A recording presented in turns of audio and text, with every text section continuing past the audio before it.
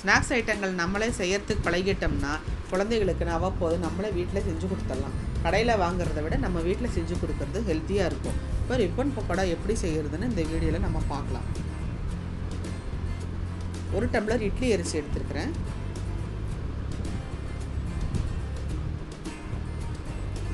இதை 1 மணி நேரம் ஊற வைக்கணும்.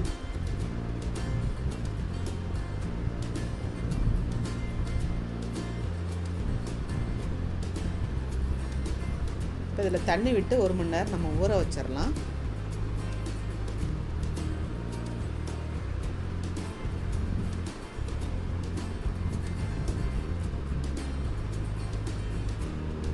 ஒரு மணி நேரம் ஊறின உடனே நல்லா கழுவிட்டு இதை மிக்ஸி ஜாருக்கு மாற்றிக்கலாம்.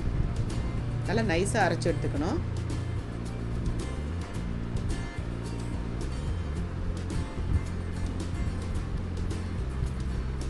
இட்லி அரிசி நல்லா நைஸாக அரைச்சி எடுத்தாச்சுங்க. இப்போ நம்ம அரிசி எடுத்த அதே அளவுக்கு பொட்டுக்கடலை மாவு எடுத்துக்கணும். பொட்டுக்கடலை மாவு சலிச்சு எடுத்துக்கணும்.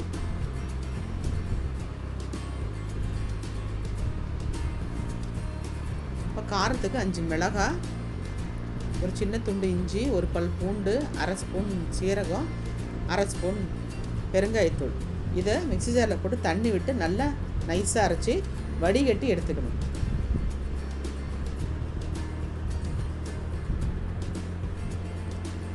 இப்போ இந்த 2 மாவையும் ஒரு அகலமான பாத்திரத்துக்கு மாற்றிக்கலாம்.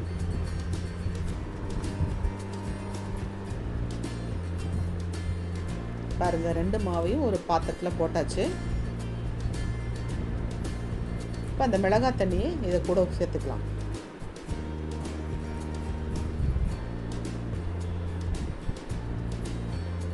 தேவையான அளவுக்கு உப்பு போட்டுக்கலாம். 1 ஸ்பூன் நெய் சேர்த்துக்கலாம். சேர்த்து நல்லா மாவு பிசைஞ்சாச்சுங்க. இப்போ அடுப்பில் எண்ணெய் காஞ்சிக்கிட்டு இருக்குங்க. அந்த சூடாக இருக்கிற எண்ணெயை 2 ஸ்பூன் சேர்த்துக்கலாம். இப்போ அதையும் சேர்த்து நல்லா மாவு பிசைஞ்சு வச்சாச்சுங்க.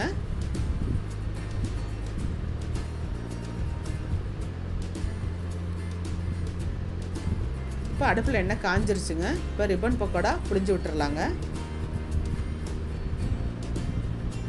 நீட்டை வாக்கில் நல்லா தூரமாக புளியணுங்க. மேலே மேலே புளிஞ்சு விட்டோம்னா நல்லா ஒட்டிக்குங்க, வேகாதுங்க. ஒரு பக்கம் வந்த உடனே திருப்பி விட்டு இன்னும் 2 பக்கமும் வேக வச்சு எடுத்துடணுங்க.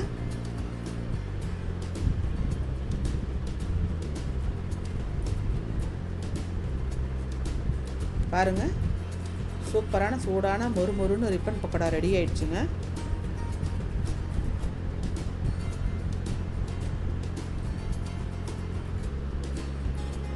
இந்த வீடியோ உங்களுக்கு பிடிச்சிருந்தா லைக் பண்ணுங்கள், ஷேர் பண்ணுங்கள், கமெண்ட் பண்ணுங்கள், சப்ஸ்கிரைப் பண்ணுங்கள். பக்கத்தில் இருக்கிற பெல் பட்டனை மறக்காமல் கிளிக் பண்ணுங்கள். வாழ்க வளமுடன்.